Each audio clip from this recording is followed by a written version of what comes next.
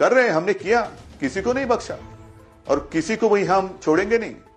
वो इसमें मैं सिर्फ कहना चाहता हूं कि जो भी लोग इसमें आग लगाने की कोशिश कर रहे हैं, आग ना लगाए। ये कोई मजहब की बात नहीं है, सिर्फ गलतफहमी जो हुई इस कारण इनकी हत्या हुई, लेकिन इसके बावजूद हम किसी को भी छोड़ने वाले नहीं। कुछ लोग इसमें आग लगाने की कोशिश कर रहे हैं, ये कोई हिंदू मुस्लिम या कोई ऐसी सांप्रदायिकता इसमें नहीं है। ये हमला जो हुआ है सांप्रदायिकता इसमें है नहीं। ये दुर्भाग्य की बात है, गलतफहमी के शिकार हुए हैं, जो बहुत ही निंदनीय बात है। पुलिस क्या कर रही है, सरकार क्या कर रही है? किया ना, कर रहे हैं, हमने किया, किसी को नहीं बख्शा और किसी को वही हम छोड़ेंगे नहीं। वो इसमें मैं सिर्फ कहना चाहता हूं कि जो भी लोग इसमें आग लगाने की कोशिश कर रहे हैं, आग ना लगाए। ये कोई मजहब की बात नहीं है, सिर्फ गलतफहमी जो हुई इस कारण इनकी हत्या हुई, लेकिन इसके बावजूद हम किसी को भी छोड़ने वाले नहीं।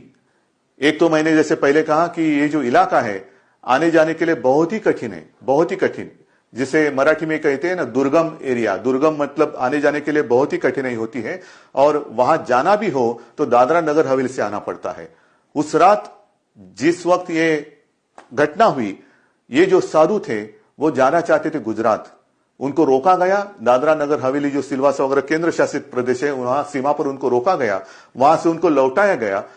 अब ये कोई चर्चा की बात नहीं हो सकती, अगर मगर में कोई मतलब नहीं है। अगर वहां पर उनको रोका जाता और दूसरे दिन सुबह महाराष्ट्र सरकार के साथ कोई सलाह मशवरा करके इनके बारे में निर्णय हो सकता था, लेकिन हुआ नहीं, दुर्भाग्य की बात है।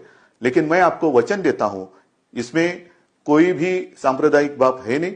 100 से भी ज्यादा लोगों को हमने गिरफ्तार किया है, जिनको 30 अप्रैल तक पुलिस कस्टडी मिली है, पुलिस की हिरासत में है। इसमें 5 जो इनके मुखिया थे वो भी आज कस्टडी में है और 100-150 जितने भी हो, जो भी लोग इसमें शामिल होने की संभावना है, उनकी तलाश जारी है। और फिर से मैं एक बार कहता हूं कि जो भी लोग इसमें गलतफहमी फैलाने की कोशिश करेंगे, कृपा कर ऐसा मत करें। मेरी बात अमित शाह जी से भी हुई है, सुबह उनका फोन था, कल योगी जी का भी फोन था और उनको भी मैंने सारी बात समझाई है।